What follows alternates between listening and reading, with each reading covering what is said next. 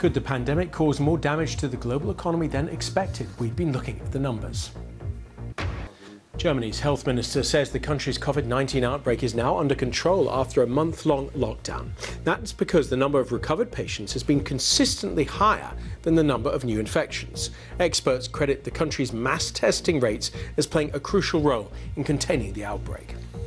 New figures from one of the provinces of Ecuador suggest that the actual number of deaths is much higher than initially thought. In the first 2 weeks of this month, 6,700 people died in Guayas province, just one part of the country, nearly 7 times as many deaths as normal. It's not clear if they died of coronavirus.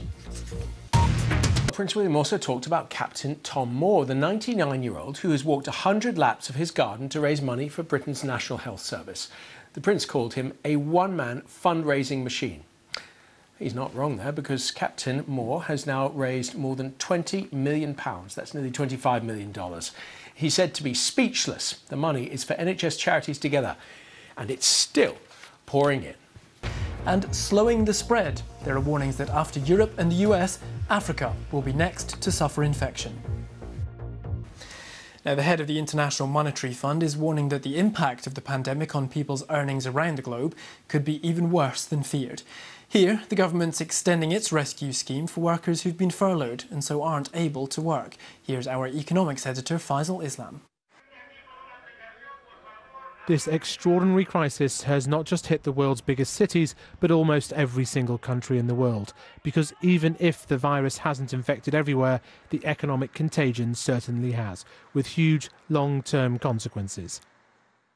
Before the crisis, most of the world was expected to have a prosperous year, with only 10, such as Libya and Venezuela, forecast to be worse off.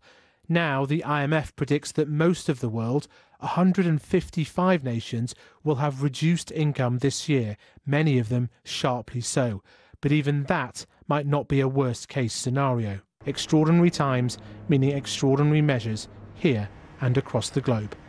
President Donald Trump has defended his tweets in which he appeared to endorse protests against stringent lockdown measures in several US states, saying some were too tough.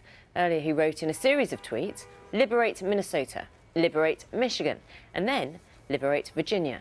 Health officials say the curbs, including the stay-at-home orders, are needed to halt the spread of coronavirus.